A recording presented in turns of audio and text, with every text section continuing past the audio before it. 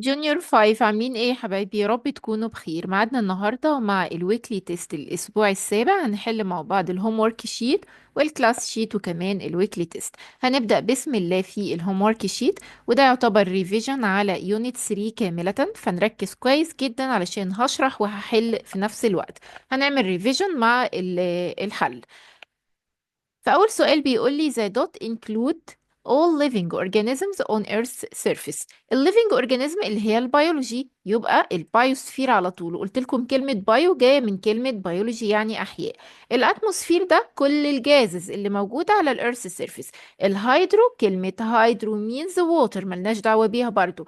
الجيو، لا الجيو دي برضو اللي هي اللاند فورم زي الماونتن والفالي والساند وكل اللاند فورم على الارث سيرفيس. يبقى لما يقول لي living organism على طول يبقى البايو. بعد كده number 2 the dot is أو are used to purify. يعني ايه purify؟ يعني بعمل filtration process لل unclean water. على طول هيكون الفلترز. وفاكرين عملنا simple filter من ايه؟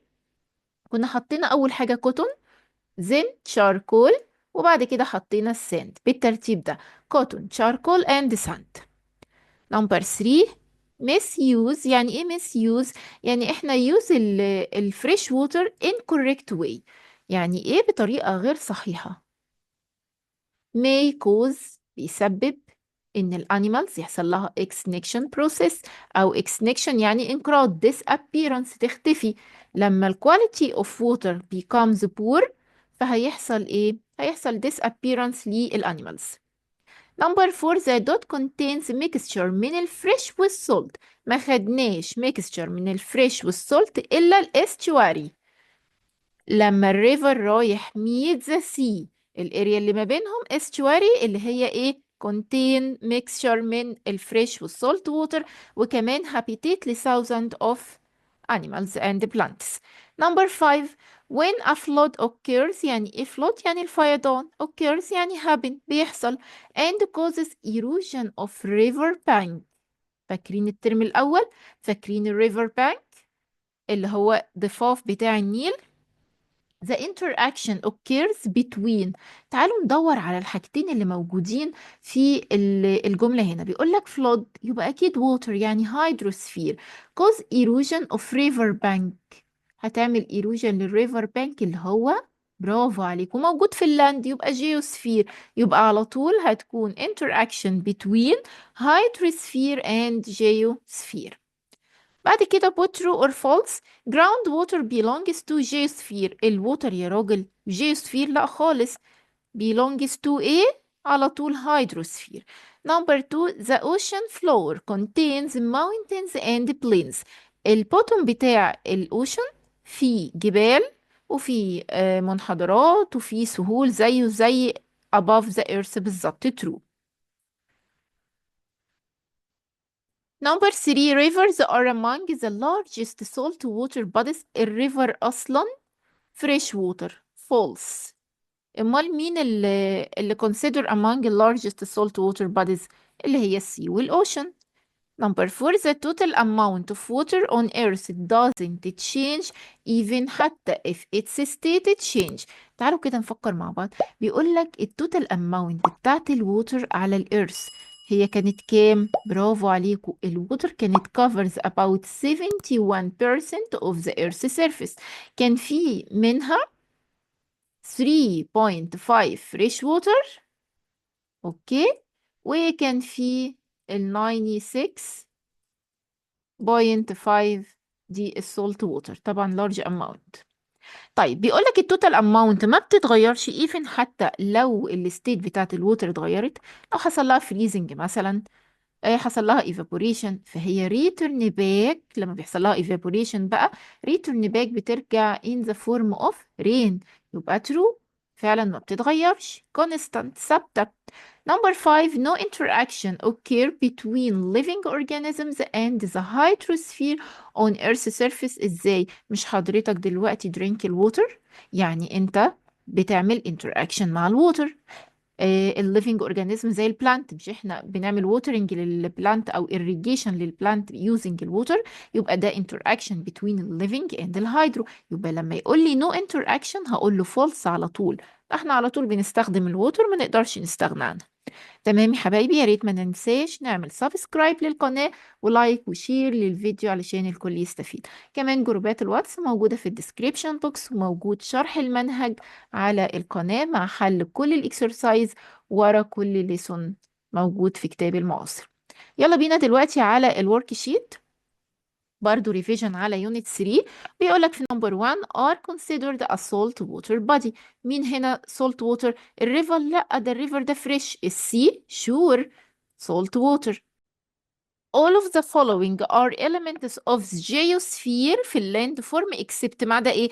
انا عندي المينرالز geosphere، الروكس geosphere، الماونتنز geosphere، لكن الهيليوم ده جاز belongs to إيه؟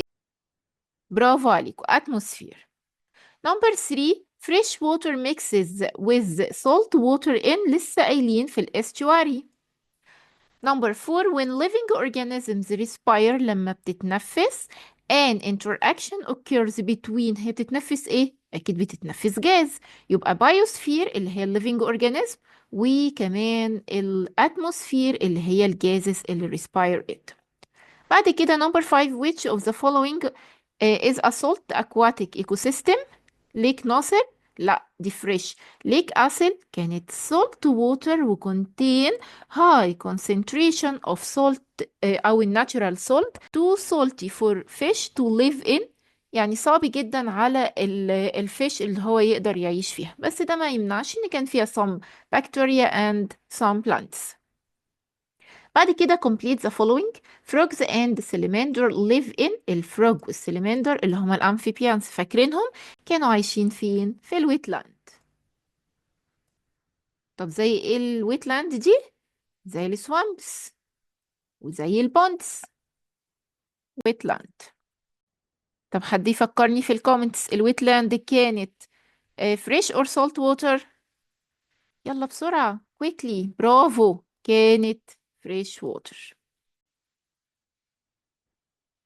Number 2 plants need water to carry out the process of، علشان تعمل ال process of photosynthesis process.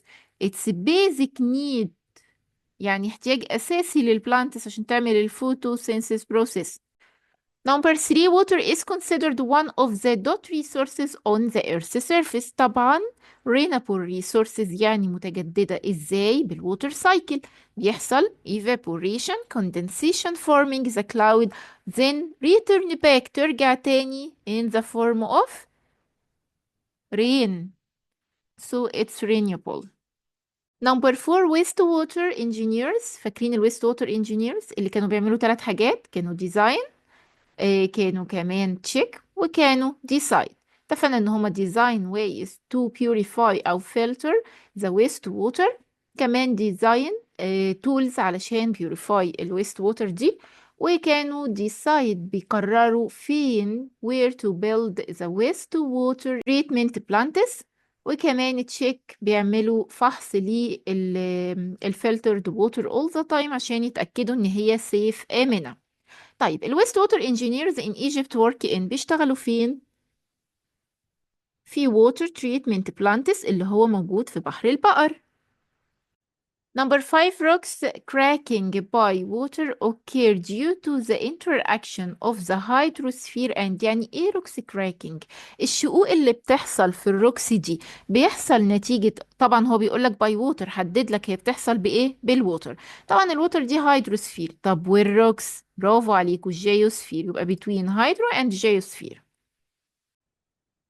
وبكده نكون خلصنا الورك شيت. يلا بينا على الويكلي تيست، واول ويكلي تيست للاسبوع السابع بيقول لك كومبليت، برضو مستمرين في الريفيجن على يونت 3. Some worms take the soil as shelter and this explains the interaction between the biosphere and، الورمز اللي هي الديدان يعني living organism، بتاخد السويل كشيلتر يعني مأوى ليها، مكان بتعيش فيه، وده طبعا interaction between ايه؟ فكروا شوية. أكيد living organism اللي هي الورمز، وكمان الجيوسفير اللي هي السويل، يبقى biosphere and geosphere. Question number two, write what the following statement means. يعني write the scientific term large bodies of salt water. ايه هو تفتكروا؟ ocean، sea. تمام، الاوشن او السي. طب اللارجست مين الاكبر فيهم؟ اكيد الاوشن. mention the importance of dams. هي الدامز دي بتعمل ايه؟ الدامز control the water flow of fresh water. بتعمل hold او store، بتخزن لي الفريش water behind them. بتعمل prevent للفلوتس. بتعمل كمان ممكن نستخدمها زي الهاي دام في أسوان في ايجيبت. ممكن نعمل generating للإلكتريستي using الدامز. تمام، يبقى أول حاجة خلينا نكتب generate الإلكتريستي. ممكن كمان hold or store، أو store بين قوسين كده store water behind them. ممكن control تتحكم في الفريش water flow. كل دي من الامبورتانس بتاعت الدامز السدود. تعرفين كمان ان اوقات بنستخدم الدامز دي to prevent، تمنع الفلوتس. يلا بينا نزودها hold the water to prevent floods.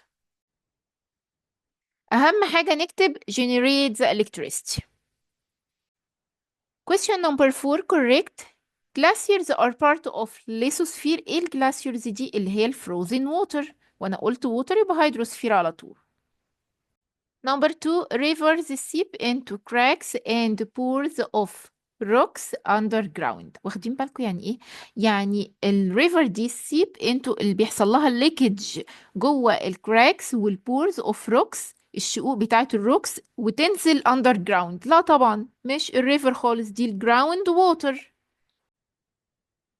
يلا بينا على ويكلي تيست نمبر 2. ما ننساش لايك وشير وسبسكرايب في القناة لو سمحتوا. نبعت كل الفيديو لكل زمايلنا علشان الكل يستفيد. complete the following. When plants decompose. يعني ايه decompose؟ يعني بيحصل decomposition process in the soil. The interaction occurs between the biosphere and ايه؟ هو قال لي soil في الموضوع، يبقى اكيد geosphere. كمان البلانتس دي يا حبايبي ممكن يكون بيحصل لها decomposition process طبعا بالليفينج اورجانيزم اللي هم مين؟ الديكومبوزرز. فده برضو ممكن يكون interaction between living organisms and the living organism. تمام، يبقى بس هو هنا محدد لي في السويل، يبقى interaction between biosphere and geosphere. Write the following statement means a scientific term an above ground land area partially covered with water. قلت لك أول ما تشوف كلمة partially covered with water تعرف على طول إن هو بيتكلم عن الويت لاند زي السوامبس وزي البونتس. Mention some fresh water sources on earth's surface. لا ده كتير بقى، احنا ممكن نكتب الريفر أهم حاجة طبعا، كمان البوندس، الويت لاند عامة. ممكن كمان يكون most lakes. قلنا most lakes بيكون fresh water، لكن some lakes contain salt water. وطبعا كمان glaciers. correct the underlined. Moses fish are found in فين؟ قلت لك السبيشيز حفظ، لازم تعرف كل نوع موجود فين بالظبط. يعني موزس فيش موجودة فين؟ موجودة في الأوشن والسي. بعد كده deforestation leads to protect renewable resources. ايه deforestation ده؟ to cut many tree، ان احنا نشيل كتير من التري دي يا حبايبي. يعني احنا بندمر اصلا مش protect، احنا destroy او نعمل harmful لل renewable resources. so destroy يعني بيدمر ال renewable resources. اخر weekly test معانا. Complete the dot contains rocks and minerals. Which sphere؟ أكيد الجيوسفير. كل اللاند form belongs to geosphere. Write what the following statement means. A large area characterized by greenery, soil, climate, and wildlife that distinguished it from other regions. تعالوا نفكر مع بعض هو يقصد ايه بالسؤال ده. بيقول لك انا عندي large area ليها نفس السويل، ليها نفس الكلايمت، موجود فيها نفس الوايلد لايف اللي بتميز الريجنز، المناطق دي في كل مكان around the world. اتفقنا طالما انا عندي منطقة في مكان، او المنطقة دي في اي مكان around the world متشابهة في الوايلد لايف، في السويل، في الكلايمت، هنسميها طبعا بايوم اللي هو الإقليم. بعد كده mention 3 uses of water. بس 3 uses of water، تعالى يا سيدي ونقول لك اكتر من 3 uses of water. اول حاجة drinking، ودي اهم حاجة، هنعمل بيها watering للبلانتس، watering the plants، اللي هي طبعا irrigation. هنعمل بيها bathing، كمان هنعمل بيها generating electricity. زود بقى زي ما انت عايز، ممكن تعمل بيها clean، ممكن تعمل بيها washing your teeth، ممكن تعمل بيها washing للفروتس والفيجيتابلز، كل ده uses of water. طبعا هنا يقصد الفريش water أكيد. correct the underlined. groundwater is an example of salt water. الجراوند ووتر لسه قايلين طبعا فريش ووتر، فهنا عايز السولت ووتر، ممكن تكتب له السي أو الأوشن زي ما تحب. آخر سؤال معانا بيقول إن ال dams are used to filter contaminated water for reuse. إحنا بنستخدم ال dams عشان نعمل filtration process لل waste water؟ لأ، إحنا بنستخدم ال water treatment plants أو ال filtration process، بنستخدمها عشان نفلتر أو purify ال waste water. ممكن تكتب filters، او نفس السؤال ده كان موجود برضو في الويكلي تيست الاسبوع اللي فات اللي هو الاسبوع السادس، او الويست ووتر تريتمنت بلانت. وبكده يا حبايبي نكون خلصنا كل الويكلي تيست. يا ريت ما ننساش سبسكرايب للقناة ولايك وشير لأي فيديو أنزله. Thank you Primary 5.